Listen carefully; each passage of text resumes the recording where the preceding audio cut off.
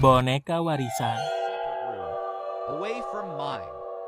Video ini sebenarnya pernah dibahas di akun ini sebelumnya, namun kami angkat lagi karena ada update dari kisah ini dan akan kami jelaskan dari awal secara singkat. Jadi ada seorang pria, sebut saja Jacob, mendapatkan warisan sebuah rumah dari neneknya yang hidup sendirian, yang dimana tidak hanya mewarisi rumah tapi juga diminta neneknya untuk menjaga boneka badut milik sang nenek saat nenek sudah tiada. Oh yeah. I call him Jeffrey. Grandma left him for me, I guess. Real creepy. Jacob yang takut dengan aura boneka tersebut hanya mengabaikan perasaannya dan bergegas tidur karena berniat membersihkan rumah tersebut di keesokan harinya. Sayangnya hal tersebut tidak berjalan baik.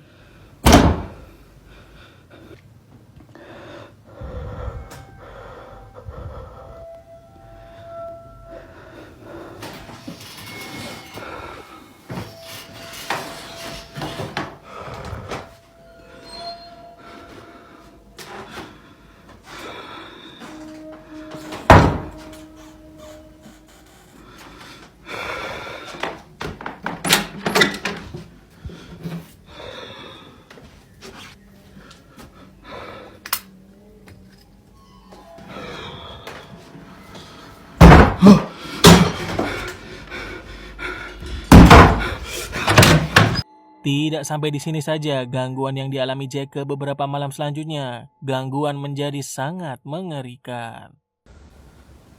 I just heard banging.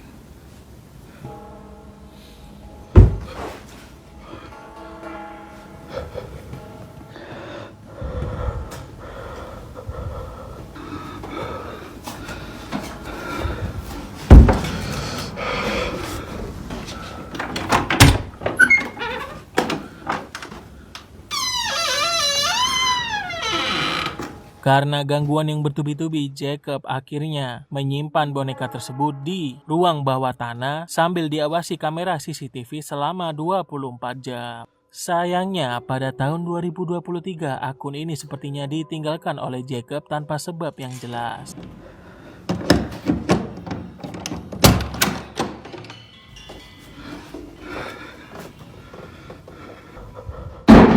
Beberapa di komentar mengatakan bahwa pemilik akun ini telah berpulang, tapi tidak mengatakan alasan dari kepergian Jacob.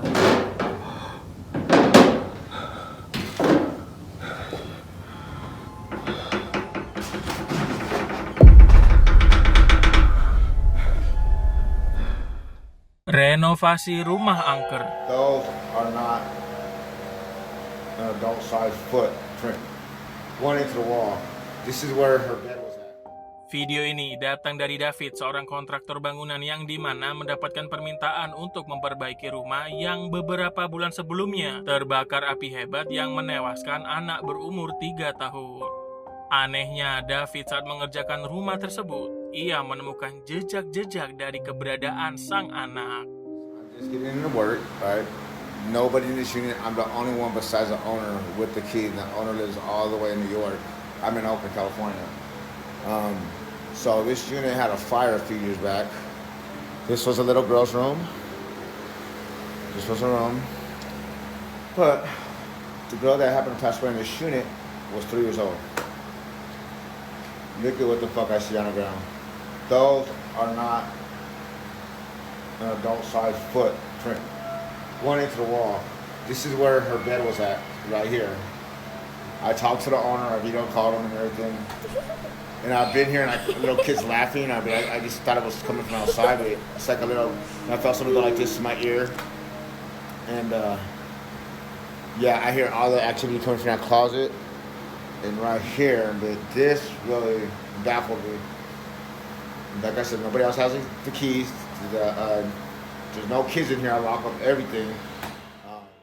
Diketahui rumah tersebut diperbaiki karena akan ada penghuni baru yang akan menempati rumah itu. Sayangnya, menurut David dalam video yang lain, bahwa rumah tersebut setelah sebulan ditempati oleh orang baru. Orang ini diketahui lari dan menjual rumah tersebut kembali dengan alasan bahwa setiap malam mereka mendengar suara tangisan anak kecil di lantai 2 di mana David menemukan jejak kaki tersebut. Patung bergerak ketika musik dimainkan.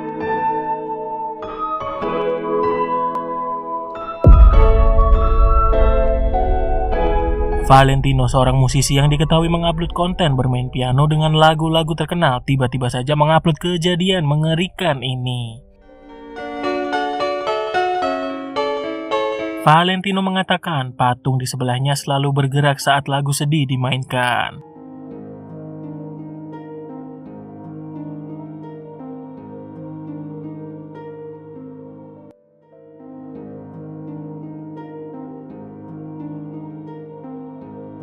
Sayangnya Valentino tidak menjelaskan detail bagaimana ia mendapatkan patung itu dan kondisi patung itu, sehingga banyak berasumsi bahwa ini hanya settingan untuk sekedar hiburan. Tapi bagaimana menurut kalian? Rintihan. Video ini datang dari Peru yang dimana Marco diketahui pulang malam dari suatu tempat sampai ia berhenti karena suara rintihan. Karena panik, ia mencoba mematikan mesin mobil berpikir ada seseorang yang membutuhkan bantuan. Sampai ia menemukan sumber suaranya.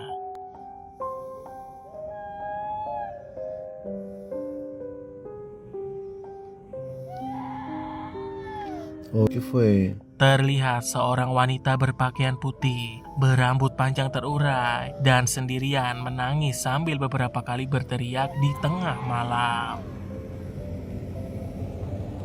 Takut berpikir mungkin saja itu orang gila atau memang orang yang benar-benar sangat sedih yang membuat Marco berpikir untuk mengabaikannya saja. Mungkin bagi kalian yang ingin menangis di pinggir jalan, pastikan tidak berpakaian putih dan tidak sendirian. Seorang warga Meksiko, sebut saja Silo, sedang berlibur dan bermain dengan anaknya bersama istrinya juga di taman bermain lokal. Sampai Silo menyadari ada yang mengintip dari jauh. Ven. Mira, check, a ver, miren el árbol aquel. No, la neta, te lo juro que yo miraba algo. Como que se asomaba. A ver, vengan. Ella me dio miedo. ¿Eh?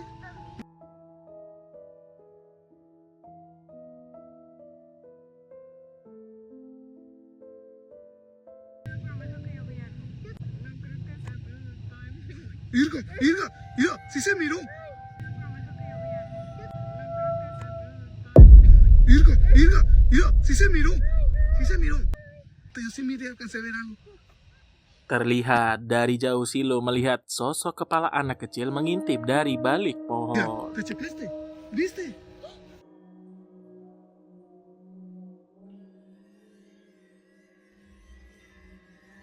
¡Asómate!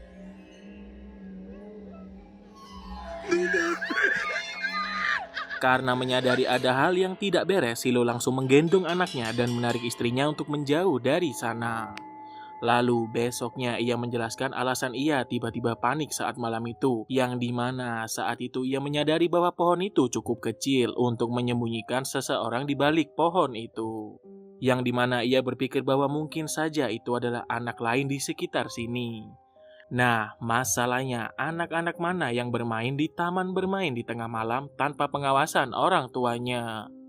Selain itu, Silo mengaku bahwa sosok itu terlalu pucat untuk manusia normal. Besoknya, ia bersama istrinya mengecek kembali ke taman tersebut sambil jalan malam, sampai ia melihat hal aneh ini. Ay, no mames. Mira. No me jodas. Ay, no más, chequen ustedes, miren. Ya, apapun itu tidaklah normal jika membawa anak-anak bermain di tengah malam meskipun di bawah pengawasan orang tua.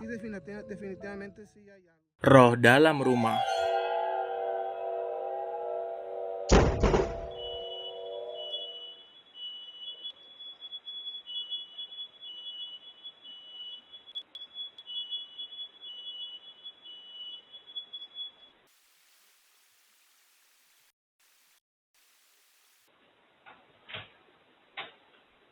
Here, the dog's okay? Video ini datang dari Destiny yang dimana pada Maret lalu rumahnya mengalami arus listrik pendek yang membuat hampir seluruh barang elektronik di rumah itu padam. Karena panik ia mengecek anjingnya dan segera memanggil damkar untuk pertolongan darurat.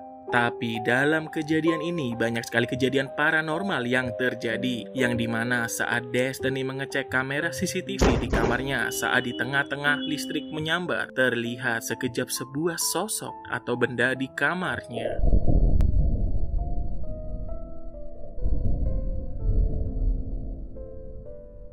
Selain itu, saat damkar datang dan keluarga Destiny berbicara dengan damkar, salah satu petugas damkar menyadari ada sosok duduk di atas kursi yang sebelumnya ada sosok bayangan lewat, sampai membuat api dari lilin bergerak.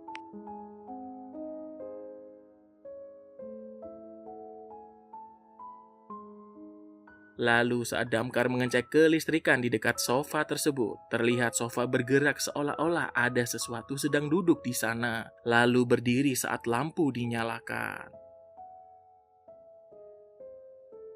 Dan setelah semua dianggap aman, untuk terakhir kalinya damkar ini merasa melihat sesuatu di sofa tersebut dan mengarahkan senternya ke sofa yang sekali lagi permukaan sofa itu bergerak seolah-olah ada orang duduk lalu pergi setelah damkar menyinari sofa tersebut. Tapi bagaimana menurut kalian? Berikan pendapat kalian di kolom komentar.